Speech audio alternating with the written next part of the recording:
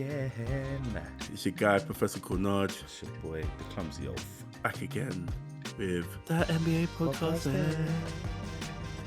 You can follow us on Spotify at That NBA Podcast there, and Apple Podcasts. Quick little plug. That with a D-A-T and there with a D-E-R-E. Let's go. Let's go. First of all, hope everyone had a happy holidays. But how can we not say Merry Christmas, Happy New Year to everyone? Happy New Year to everyone. Obviously, Christmas has already been, but I hope you had a good Christmas and ate a lot. What did you get for Christmas? I got everything that I always wanted. On the first day of Christmas, Shea Gill just gave to me a triple-double. A triple-double in the fourth.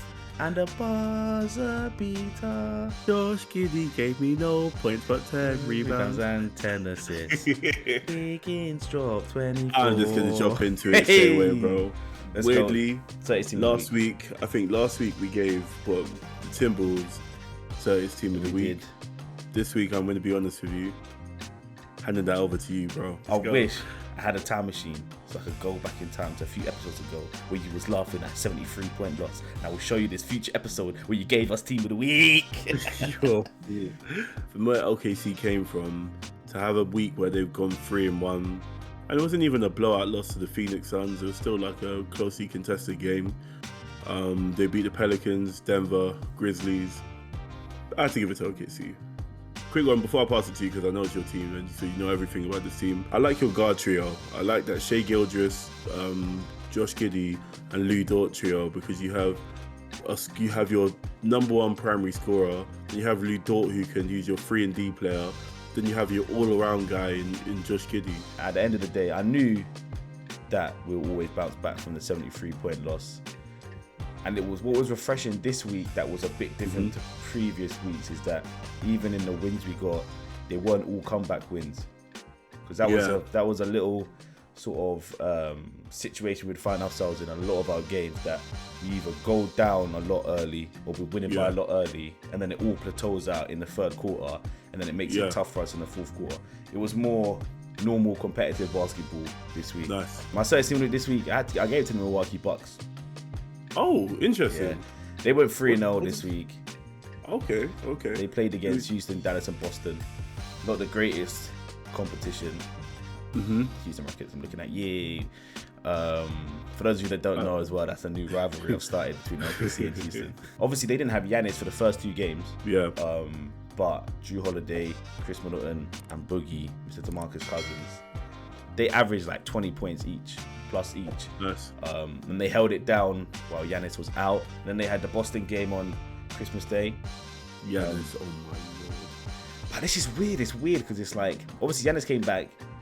They won. Giannis had 36, right? And they were down by like, I think it was like 15 points. They were down the whole game, literally the whole game. Yeah. But it was like, I think that at half time it was like 15 points or something like that.